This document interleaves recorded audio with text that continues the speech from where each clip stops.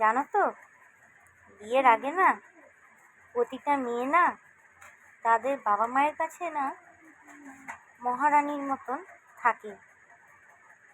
কেন জানো?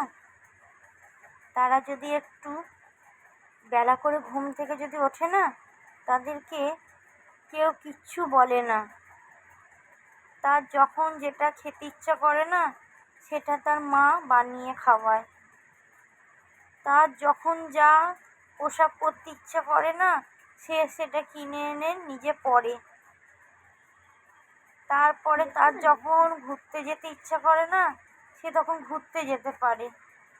জানো তো, সে মুক্ত আকাশে পাখি, সে স্বাধীনতাটা পায়। কিন্তু কিন্তু বিয়ের পরে প্রতিটা মেয়েই হয়ে যায় পরাধীন। কেন বলো তো? সকালবেলা 6টা যদি বেজে যায়, একটু যদি দেরি হয়, শাশুড়ি দরজাটা ঠোকা মেরে ডাকবে, বৌমা ওঠো, অনেক বেলা হয়ে গেছে, সংসারের অনেক কাজ পড়ে আছে, কাজগুলো সারতে হবে তো।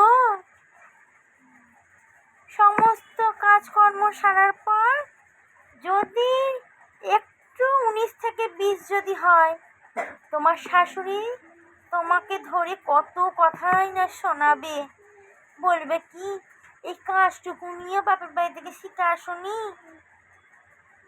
তারপরে তোমার যদি কোনো জামা কাপড় পছন্দ হয়, তুমি সেটাও কিনে পরতে পারবে না, কারণ তাদের পছন্দের মতনই তোমায় পরতে হবে। তুমি তোমার পছন্দের খাবার দাবার করে খেতে পারবে না, ওদের পছন্দের মতনই খাবার তোমাকে তৈরি করে ওদেরকে খাওয়াতে হবে। আর তুমি তাকিয়ে তাকিয়ে দেখবে।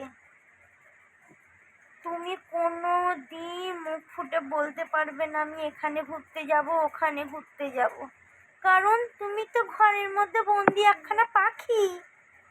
তোমাকে তো শেকল দিয়ে বেঁধে রেখেছে, আর ওদের কথাই তোমাকে চলতে হবে। তাই তুমি হচ্ছে কি একজন পরাধীন মানুষ, আর ওদের বাড়ি তুমি হচ্ছে কি চাকরানি। বুঝেছো? এটাই হচ্ছে গিয়ে সত্যি কথা, আর এটাই হচ্ছে আমাদের বাস্তব। বুঝেছো? বিয়ের আগে মেয়েরা থাকে বাবা মায়ের কাছে রাজরানী, আর শ্বশুর বাড়িতে যখন তারা চলে আসে বিয়ের পর, তখন তারা হয়ে যায় চাকরানী শ্বশুর বাড়ির লোকের কাছে।